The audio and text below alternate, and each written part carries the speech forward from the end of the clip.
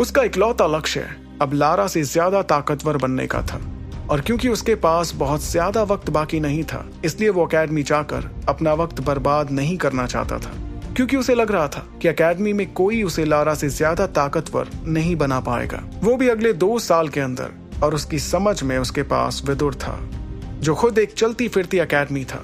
इसलिए अपना सर हिलाते हुए ध्रुव चुपचाप आगे की तरफ देखता रहा। तभी उसकी नजर 2 लोगों पर पड़ी जो हॉल के अंदर आ चुके थे और अपनी अपनी जगह पर जा रहे थे। तभी ध्रुव ने देखा कि कोई उसे घूर कर देख रहा था। ये नजरें किसी और की नहीं बल्कि आमिश दल के लीडर अबराल आमिश के बेटे मैकी की थी, जिससे ध्रुव की बाजार में बहस हुई थी। वहीं ध्रुव को देखकर उसने मन ही मन सोचा, शौर्य दल का कमजोर मेंबर अभी कुछ वक्त पहले तो यूथ सेरेमनी से होकर गुजरा है और मुझसे लड़ने को तैयार है। गलती से भी बाहर दिख गया ना तो। ये सोचकर वो एक बार फिर से मुस्कुराने लगा। ये देखकर ध्रुव को कुछ समझ नहीं आया, लेकिन फिर भी वो मैकी को देखकर मुस्कुराया। तभी ईरा ने देखा कि ध्रुव मुस्कुराते हुए अपने हाथ को बार बार मुट्ठी में बदल रहा था और फिर उसे वापस खोल रहा था। इस वक्त ऐसा लग रहा था कि उसके हाथ सांस अंदर बाहर कर रहे थे। लेकिन सच तो यह था कि ध्रुव ने साल भर की ट्रेनिंग से वैक्यूम हैंड और फायर पाम तकनीक में महारत हासिल कर ली थी। अब अगर वो चाहता तो सामने वाले पर दोनों वार एक साथ कर सकता था, जिससे सामने वाला बहुत ज्यादा घायल हो सकता था। उसे देखते हुए ईरा ने धीमी आवाज में कहा, ध्रुव, मुझे ऐसा लग रहा है कि मैकी पहले से ज्यादा ताकतवर दिख रहा है। इस पर ध्रुव ने सिर हिलाते हुए ईरा को जवाब दिया, पिछली नीलामी में इसके पिता ने क्लास 2 की हाई लेवल तकनीक पर सबसे ज्यादा बोली लगाकर उसे हासिल कर लिया था। इस बात को साल भर के आसपास हो गए और मेरे ख्याल से मैकी ने अपनी पुरानी शक्तियों को बदलकर नई शक्तियां अपना ली हैं, जिसकी वजह से वो पहले से ज्यादा ताकतवर हो गया है। ध्रुव की बात सुनकर ईरा ने उससे कहा, और शायद इसलिए उसके चेहरे पर इतना गुरूर दिखाई पड़ रहा है। लेकिन क्या उसे सच में लगता है कि एक क्लास 2 की तकनीक इतनी बड़ी चीज है? ये कहते हुए ईरा के चेहरे पर एक मुस्कुराहट थी और उसकी आंखों में एक सुनहरी आग सी दिखाई पड़ी। ईरा के बारे में जानते हुए ध्रुव को पता था कि ये ताकत ईरा के लिए कोई बड़ी बात नहीं थी, लेकिन बाकी सभी के लिए इसे हासिल करना किसी सफलता से कम नहीं था।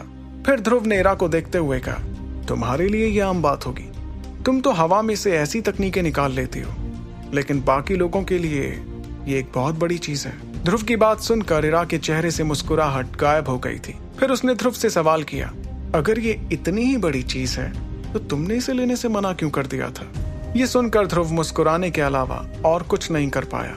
उसे इस बात का अफसोस बहुत वक्त तक था, लेकिन अब उसे अपने फैसले पर फक्र हो रहा था कि उसने आसान रास्ता ना चुनकर कठिन रास्ते को चुना। तभी सायरा मंच पर आ गई थी, जिसे देखते हुए ध्रुव ने ईरा से कहा, नीलामी शुरू होने वाली है। ईरा ने देखा कि ध्रुव ने उसके सवाल को नजरअंदाज कर दिया था, इसलिए निराशा में अपना सिर हिलाते हुए उसने भी मंच की तरफ देखा जहां नीलामी शुरू होने वाली थी। हॉल में मौजूद सभी की नजर रेड ड्रेस पहनी सायरा पर थी, जो इस वक्त मंच पर खड़ी होकर मुस्कुरा रही थी।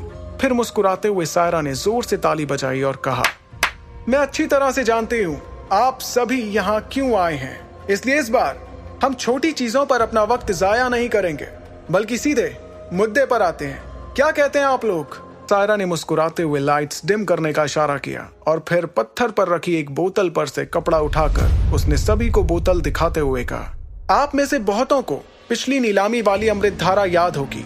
ये अमृत धारा उसी हकीम ने बनाई है।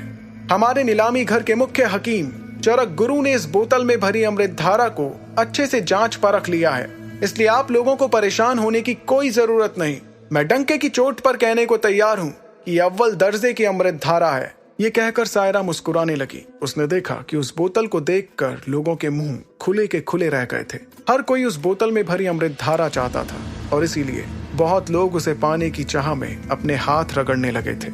ये देखकर सायरा ने अपनी मुस्कुराहट बरकरार रखते हुए आगे कहा, पिछली बार जब ऐसी अमृत धारा की नीलामी हुई थी तो इसे शौर्य दल के लीडर अरेंद्र ने हासिल किया था और इसके खरीदते ही उनका बेटा ध्रुव 1 साल के अंदर अंदर 3 सितारों से 8 सितारों तक पहुंच गया। क्या ये सिर्फ उसकी मेहनत का नतीजा है?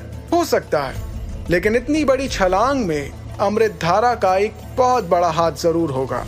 ध्रुव का जिक्र होते ही सभी की नजरें ध्रुव पर चली गईं। बहुत से लोग जो इस बारे में नहीं जानते थे वो ये सुनकर चौंक गए थे। इतना कि हॉल में बहुतों के चौंकने की आवाज तक सुनाई पड़ी।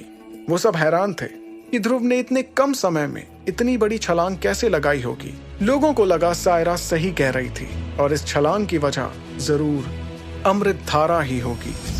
आगे की कहानी जानने के लिए देखिए अगला एपिसोड सिर्फ पॉकेट एफएम के यूट्यूब चैनल पर, और सुपर योद्धा के सारे एपिसोड्स को सुनने के लिए डिस्क्रिप्शन में दी लिंक से डाउनलोड करें पॉकेट एफएम ऐप।